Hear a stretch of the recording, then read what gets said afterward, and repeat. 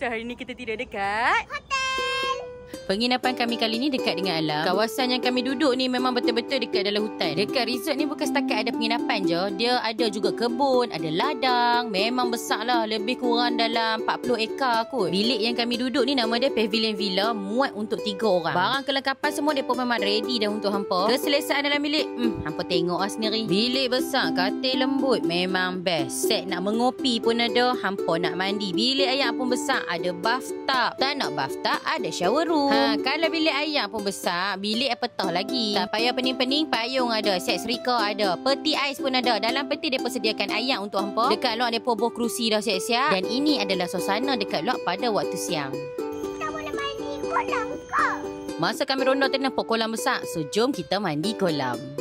Ingatkan anak je enjoy dah sekali dengan pok pun berkuak dalam tu. By the way, Villa Resort and Spa ni dia dekat je dengan tol air keruh. Inilah suasana hotel daripada atas. tak puas lagi mandi kolam yang sebesar-sebesar alam tu. Mandi ayat pecah ni.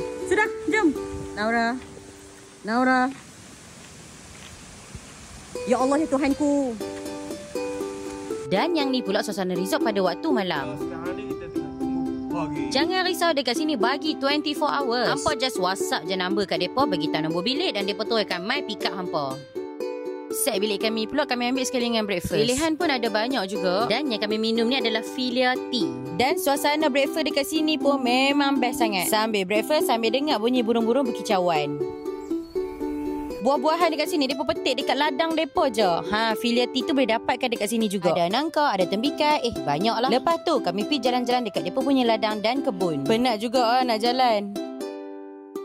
Ayam-ayam daripada dekat sini besar dan jinak. Yang ni kami jalan dekat kebun anggur. Anggur dia semua manis-manis, termasuklah tembikai dia. Tembikai dia pun kecil comel je. Yang ni jalan daripada bilik nak pergi ke kolam. Disebabkan hari ni dah last day, jadi layankan je lah kakak Naura nak mandi kolam lagi sekali. Tepi kolam ni dia ada pondok, ada kipas pondok ni. Parents boleh tunggulah dekat pondok ni dan anak-anak boleh enjoy mandi kolam. Bajet penginapan kami pada kali ni lebih kurang dalam 500 lebih. Termasuk sekali dengan breakfast. Kalau nak rasa tidur bunyi cengkerik, tenang, aman dan damai, hampa boleh tidur dekat Villa Resort and Spa Melaka.